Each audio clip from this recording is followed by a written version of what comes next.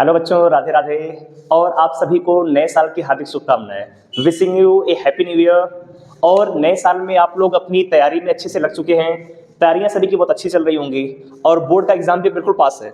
तो आज आपके लिए हम स्टार्ट कर रहे हैं एक सीरीज जिसमें हम हर एक चैप्टर की जितनी इंपॉर्टेंट डेरिवेशन है, टोटल फिजिक्स में 14 चैप्टर हैं और उन सभी चैप्टर में जितनी जितनी इंपॉर्टेंट डेरिवेशन है, चैप्टर बाय चैप्टर हर एक चैप्टर की 5-5, 6-6 डेरिवेशन जो बोर्ड में ज्यादा आती हैं, उन सभी के 1 by 1 सीक्वेंस में क्लासेस आपके डेली अपलोड होंगे। फिर उसके बाद उसके जितने भी इंपॉर्टेंट न्यूमेरिकल्स आते हैं, हर एक चैप्टर की 1 by 1 न्यूमेरिकल्स भी अपलोड होते रहेंगे। तो आप लोग इनसे अपने हर एक डेरिवेशन को अच्छे से प्रिपेयर कर सकते हैं। पूरी प्रॉपर लैंग्वेज में कैसे आपको बोर्ड में लैंग्वेज लिखना है, लैंग्वेज के साथ में। तो चलिए हम स्टार्ट करेंगे पहले चैप्टर से। पहले चैप्टर का नाम है इलेक्ट्रिक चार्ज एंड फील्ड। इसमें जितनी इंपॉर्टेंट डेरिवेशन है आज हम उसे करेंगे। अगली क्लास में इसके जितने भी इंपॉर्टेंट न्यूमेरिकल्स है, जितने भी क्वेश्चन बन सकते हैं, सब के सब क्वेश्चन आपको सॉल्व करना होगा। तो चलिए स्टार्ट करते हैं। आज चैप्टर का नाम इलेक्ट्रिक चार्ज एंड फील्ड। तो देखिए इसमें जो सबसे पहली और इंपॉर्टेंट डेरिवेशन है कि electric field due to a dipole, axial condition में कितना आएगा और इक्वेटोरियल कंडीशन में। तो सबसे पहले डेरिवेशन आपको जो करनी है, electric field due to a dipole in axial position, किसी डाइपोल की वजह से इलेक्ट्रिक फील्ड हमें निकालना एक्सियल पोजीशन। अब देखिए जो एक्सियल पोजीशन, इसका दूसरा नाम होता है एंड ऑन पोजीशन। नाम क्या है? End on position. या इसे बोलेंगे कि कितने एंगल पे, theta equal to 0 degree, theta equal to 0 degree पर एक्सियल पोजीशन या एंड ऑन पोजीशन में किसी डाइपोल की वजह से इलेक्ट्रिक फील्ड कितना आएगा। तो देखिए डेराइव कैसे करेंगे। सबसे पहले हमने डाइपोल बनाया। अब डाइपोल पे पता है चार्ज है minus Q and plus Q, equal and opposite charge. Dipole के बीच की टोटल डिस्टेंस डूएल, ए इसका सेंटर हो, सेंटर से इस तरफ की डिस्टेंस एल और इस तरफ भी एल। अब हमें निकालना एक्सियल पोजीशन। तो एक्सियल का मतलब इसके एक्सिस पर, इसे एक्सिस पे कोई पॉइंट हमने पी ले लिया या कोई पॉइंट ए ले लिया, इस पॉइंट पे निकालना है। और ये पॉइंट ए इस डाइपोल के सेंटर से आर डिस्टेंस पर है। पॉइंट ए इसके सेंटर से आर डिस्टेंस पर है। तो बताना है कि इस पॉइंट से इस पॉइंट के जो बीच की डिस्टेंस है कितनी आएगी। तो देखिए ए टोटल आर है, इस तरफ एल, तो डिस्टेंस बचेगी आर माइनस एल। और यहाँ जो चार्ज है माइनस क्यू, अगर इससे हम बात करें डिस्टेंस, तो आर प्लस एल। अब पॉइंट ए पर हमें निकालना इलेक्ट्रिक फील्ड। तो प्रिंसिपल ऑफ सुपरपोजिशन आपने पढ़ा है कि किसी पॉइंट पर अगर हमें इलेक्ट्रिक फील्ड निकालना है तो जितने भी अगल बगल की चार्ज है सभी उस पर इलेक्ट्रिक फील्ड अप्लाई करेंगे। अब पहले वाले चार्ज को देखिए पॉजिटिव चार्ज, तो पॉजिटिव चार्ज का इलेक्ट्रिक फील्ड आएगा अवे, मान लें E1। दूसरा चार्ज है निगेटिव, तो निगेटिव चार्ज का इलेक्ट्रिक फील्ड आएगा टूवर्ड्स, तो ये कितना हो गया E2। दो ही चार्ज हैं तो दो इलेक्ट्रिक फील्ड।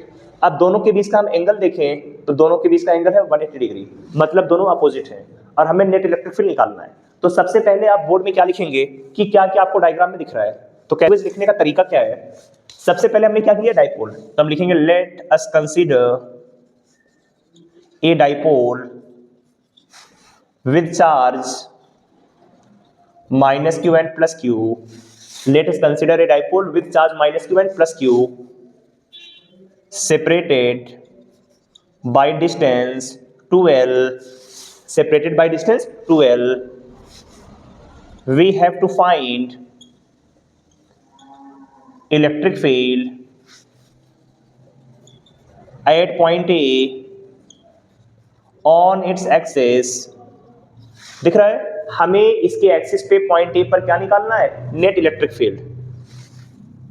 अब हमें क्या दिख रहा है कि ये जो पॉजिटिव चार्ज है इसकी वजह से इलेक्ट्रिक फील्ड और जो निगेटिव चार्ज है उसकी वजह से इलेक्ट्रिक फील्ड।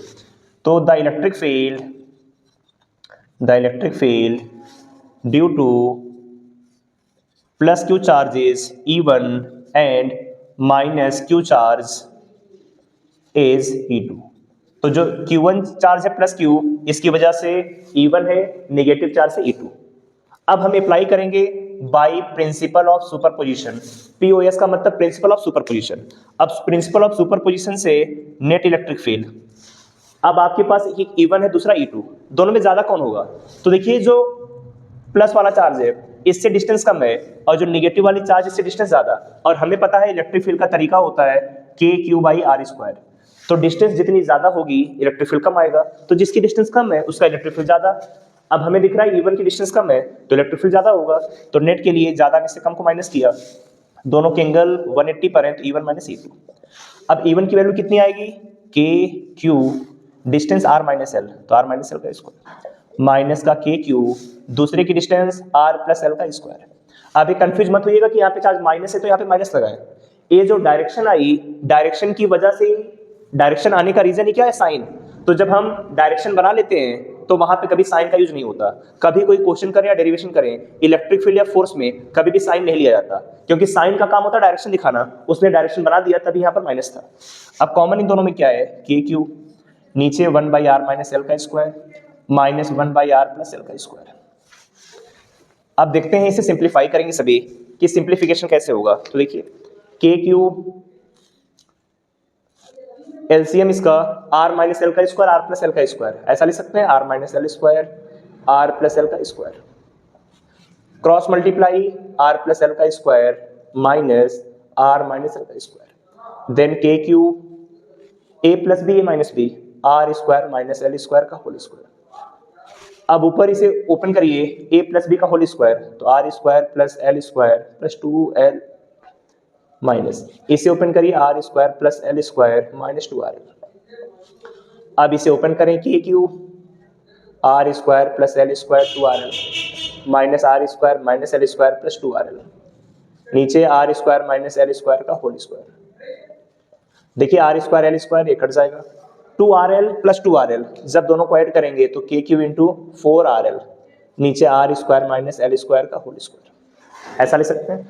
अब हमें पता है जो डाइपोल मोमेंट होता है P की वैल्यू होती है Q इंटू 2L, P को बोलते हैं डाइपोल मोमेंट, तो डाइपोल मोमेंट का तरीका होता है Q इंटू 2L। तो देखिए क्या इस चीज को हम थोड़ा ऐसा सिंप्लीफाई करके लिख सकते हैं, K into 2QL into 2QL जा चुका है 2R, नीचे R square minus L square का होल स्क्वायर। अब 2 तो रहेगा ही, K 2QL ये वैल्यू होती है P की, तो 2KP ऊपर R square minus L square का होल स्क्वायर। ये आ जाएगा नेट इलेक्ट्रिक फील्ड। तो net electric field due to a dipole in the axial position 2KPR by R square minus L square का होल स्क्वायर। अब एक चीज का ध्यान रखिए, अगर जो ये डिस्टेंस R है, डाइपोल बिल्कुल पास पास होते हैं, तो डाइपोल की जो बीच की लेंथ होती है बहुत कम होती है, उसे हम इस R की कंपैरिजन में अगर नेग्लिजिबल मान लें, if R is very very greater than L, R की वैल्यू L से बहुत ज्यादा है, तो L square is negligible in comparison to L square. तो देखिए L स्क्वायर नेग्लिजिबल होगा R स्क्वायर के कंपैरिजन में।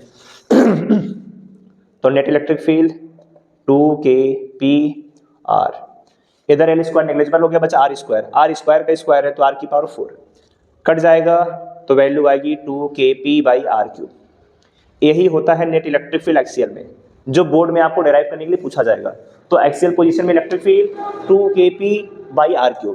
अब K की वैल्यू को हम लिखना चाहे तो ऐसा लिख सकते हैं 1/4πε0, K की value 2P by R3। A board में एग्जाम में आपको डेराइव करना है कि net electric field due to a dipole in the axial position 1/4πε0 2P by R3। अब एक चीज कभी कभी और आपसे पूछ सकता है कि इसे वेक्टर फॉर्म में लिखिए, कि इसी चीज को लिखिए वेक्टर फॉर्म में, कि electric field due to a dipole in axial position in vector form. तो देखिए वेक्टर फॉर्म में हमें देखना है E और P की डायरेक्शन किस तरफ है। तो देखिए E1 और E2, net electric field E net, E1 ज्यादा है तो ये तरफ काम करेगा, डाइपोल होता है माइनस से प्लस, माइनस इस तरफ प्लस इस तरफ, तो डाइपोल भी इसी तरफ काम करेगा। तो P और E सेम डायरेक्शन में है, मतलब सेम डायरेक्शन में तो पॉजिटिव साइन, तो वेक्टर में ऐसा लिख सकते हैं E net equal 2KP by R3। ये आ जाएगा एक्सियल पोजीशन में electric field, E net equal 2KP by R3। P का मतलब डाइपोल मोमेंट, R की मतलब डिस्टेंस। तो समझ में आ गया, ए डेरिवेशन आपकी ने किया तो बोर्ड में 3 नंबर आपके कंफर्म हो जाते हैं। अब आते हैं हम सेकंड डेरिवेशन पे